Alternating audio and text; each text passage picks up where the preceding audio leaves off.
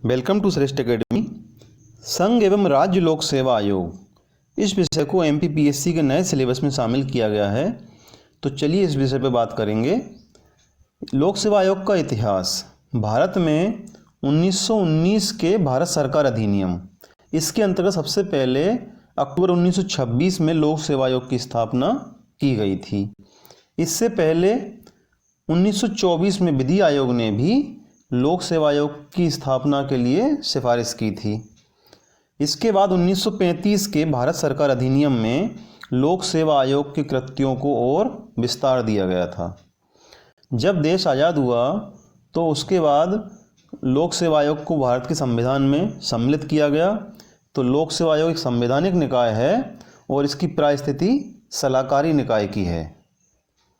संविधान के भाग 14 में भाग 14 के अनुच्छेद 315 से 323 तक संघ लोक सेवा आयोग और राज्यों के लिए राज्य लोक सेवा आयोग, इनके गठन का प्रावधान किया गया है।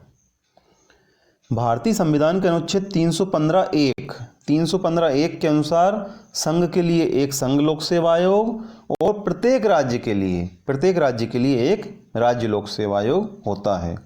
लेकिन इसके बाद ये भी कहा गया है कि 2 या 2 से अधिक राज्य मिलकर एक संयुक्त राज्य लोक सेवा आयोग भी बना सकते हैं। ये 315(2) में ये भी कहा गया है कि अगर प्रत्येक राज्य ना बनाए तो 2 राज्य मिलकर भी एक लोक सेवा आयोग बना सकते हैं। अनुच्छेद 315(5) के अनुसार राष्ट्रपति के अनुमोदन से संघ लोक सेवा आयोग भी किसी राज्य के राज्यपाल के अनुरोध पर राज्य की आवश्यकताओं की पूर्ति कर सकता है। अगर कोई राज्य के राज्यपाल द्वारा संघ लोक सेवा आयोग के अनुरोध किया जाता है कि वो उस राज्य की सेवाओं की भर्ती करे, तो संघ लोक सेवा आयोग राष्ट्रपति से अनुमोदन प्राप्त करके ये कार्य कर सकते हैं। अब इनके अध्यक्ष तथा सदस्यों की नियुक्ति कैसे होती है, इसके बारे में बात करेंगे।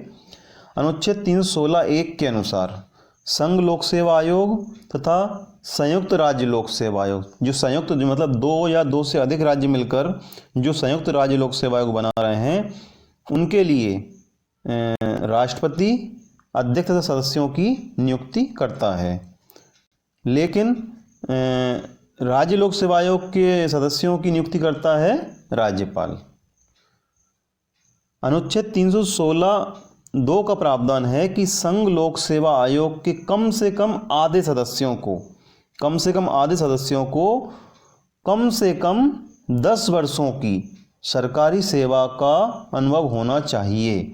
मतलब जो लोक सेवा आयोग के जो सदस्य हैं उसके कम से कम आधे सदस्य ऐसे होना चाहिए जो लोक सेवक रहे हों और वो कम से कम 10 वर्षों का उनको अनुभव मिला हो। इसके बाद इनकी पदावधि की बात करते हैं। संघ लोक सेवा आयोग के अध्यक्ष तथा अन्य सदस्यों का कार्यकाल पद ग्रहण करने की तारीख से 6 वर्ष का होता है। तो ये 6 वर्ष तक अपना पद धारण कर सकते हैं।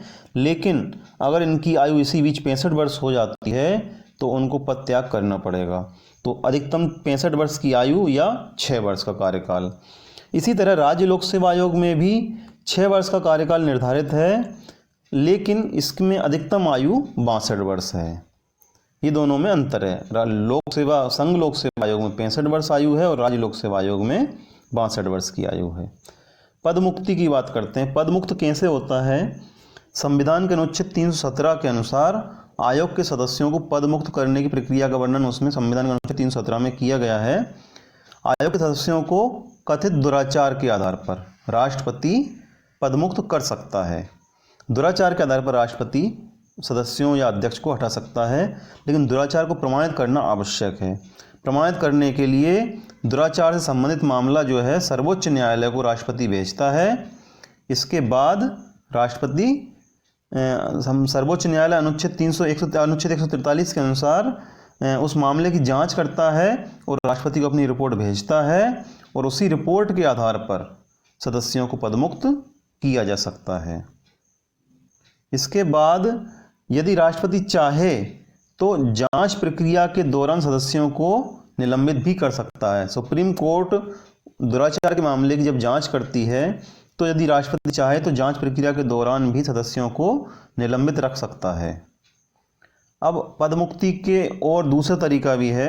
लोक सेवा आयोग के अध्यक्ष सदस्यों को राष्ट्रपति निम्नलिखित आधार पर भी पदमुक्त कर सकता है। कौन कौन से आधार हैं? पहला ये कि यदि वह दिवालिया हो गया हो। दूसरा, यदि उसने अपने कार्यकाल के दौरान कोई अन्य संवैधानिक पद ग्रहण कर लिया है तो भी राष्ट्रपति उसको पद से हटा सकता है।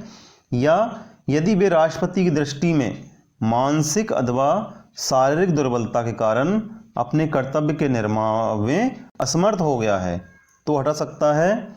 और अनुच्छेद 317 के प्रावधानों के अनुसार यदि उस व्यक्ति ने किसी लाभ प्राप्ति हेतु सरकार के निर्देशन में कोई समझौता कर लिया है तो भी राष्ट्रपति उसको अपने पद से हटा सकता है। अगला है, राज्य लोक सेवा आयोग के अध्यक्ष व सदस्यों की पदमुक्ति के संदर्भ में भी यही प्रावधान लागू होते हैं। राज्य लोक सेवा आयोग के अध्यक्ष सदस्यों को हटाना तो भी यही प्रावधान लागू होते हैं, बस उसमें राज्यपाल हटाएगा, राष्ट्रपति की जगह उसमें राज्यपाल हटाएगा, अध्यक्ष सदस्यों को निलंबित कर सकते हैं।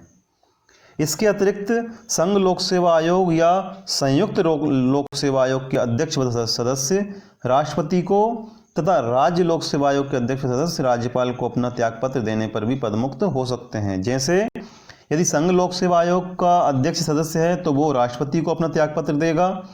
संयुक्त 2 या 2 से अधिक राज्य मिलकर जो लोक सेवा आयोग बनता है उनका अध्यक्ष सदस्य वो भी राष्ट्रपति को देगा और राज्य लोक सेवा आयोग के अध्यक्ष सदस्य हैं वो राज्यपाल को देंगे। इसका इनके कार्य, जो महत्वपूर्ण चीज़ है, संघ राज्यों की सेवाओं में नियुक्तियों के लिए परीक्षाओं का आयोजित करना। तो संघ की सेवाओं या राज्य की सेवाओं में जो नियुक्तियां होना है उनकी परीक्षाओं को आयोजित करना लोक सेवा आयोग का कार्य होता है। दूसरा, राष्ट्रपति अथवा राज्यपाल द्वारा दिए गए किसी भी विषय पर परामर्श देना। लोक सेवा से संबंधित किसी भी विषय पर राज्यपाल या राष्ट्रपति को परामर्श देने का कार्य लोक सेवा आयोग का होता है। इसका अनुच्छेद 321 के अनुसार संसद या राज्य विधानमंडल द्वारा दिए गए अतिरिक्त कार्यों को करना जो कि संघ तथा राज्य लोक सेवाओं से संबद्ध हो। संघ की लोक सेवाओं के लिए संघ लोक सेवा आयोग और राज्य की लोक सेवाओं के लिए राज्य लोक सेवा आयोग, यदि संसद देती है संघ लोक सेवा आयोग को तो उस पर कार्य करना, और राज्य विधानमंडल यदि राज्य लोक सेवा आयोग को कोई कार्य सौंपती है तो उसको राज्य लोक सेवा आयोग को करना। इसके बाद संविधान के अनुच्छेद 323 के अनुसार राष्ट्रपति और राज्यपाल को प्रतिवर्ष संघ या राज्यों के आयोग द्वारा किए गए कार्यों की रिपोर्ट देना। संघ लोक सेवा आयोग राष्ट्रपति को और राज्य लोक सेवा आयोग राज्यपाल को प्रतिवर्ष अपने कार्यों की वार्षिक रिपोर्ट देता है।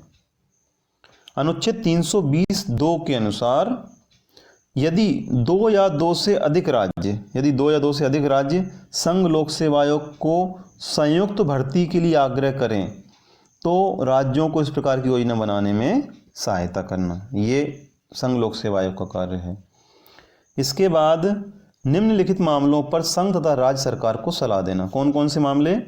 पहला, लोक सेवाओं में भर्ती के तरीकों के सभी मामलों पर सलाह देना।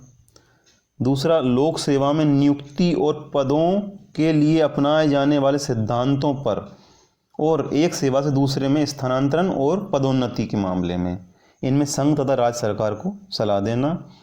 अगला है, अनुशासनात्मक कार्य मामलों में, कानूनी खर्चों में तथा शासकीय सेवा में रहते हुए घायल हो जाने पर पेंशन देने के मामले में संघ और राज्य सरकार को सलाह देना। संघ सरकार को संघ लोक सेवा आयोग और राज्य सरकार को राज्य लोक सेवा आयोग।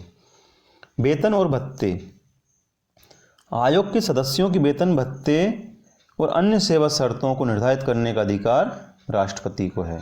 वेतन भत्ते राष्ट्रपति निर्धारित करता है और अन्य सेवा शर्तें भी राष्ट्रपति ही निर्धारित करता है। अनुच्छेद 322 के अनुसार संघ लोक सेवा आयोग तथा राज्य लोक सेवा आयोग के अध्यक्ष या अन्य सदस्यों के वेतन भत्ते एवं पेंशन ये संघ लोक सेवा आयोग के भारत की संचित निधि पर और राज्य लोक सेवा आयोग के राज्य की संचित निधि से दिए जाते हैं। राज्य लोक सेवा आयोग के अध्यक्ष व सदस्यों के वेतन विभिन्न राज्यों में भिन्न भिन्न हैं। अलग अलग राज्यों में अलग अलग वेतन इनको दिए जाते हैं। अपनी सेवा अवधि की समाप्ति के बाद भारत सरकार या किसी राज्य सरकार के अधीन संघ लोक सेवा आयोग का सदस्य कोई अन्य कार्य नहीं कर सकता। जब सेवा इनकी समाप्त हो जाती है तो भारत सरकार या किसी राज्य सरकार के अधीन कोई कार्य नहीं कर सकता, लेकिन वह संघ लोक सेवा आयोग का सदस्य आयोग का अध्यक्ष या राज्य आयोग का अध्यक्ष बन सकता है, अन्य कोई नियुक्ति नहीं पा सकता। इसका मतलब ये है कि यदि संघ लोक सेवा आयोग का कोई सदस्य है तो वो संघ लोक सेवा आयोग का अध्यक्ष बन सकता है, आयोग का अध्यक्ष बन सकता है, मतलब संघ लोक सेवा आयोग का सदस्य आयोग का अध्यक्ष बन सकता है।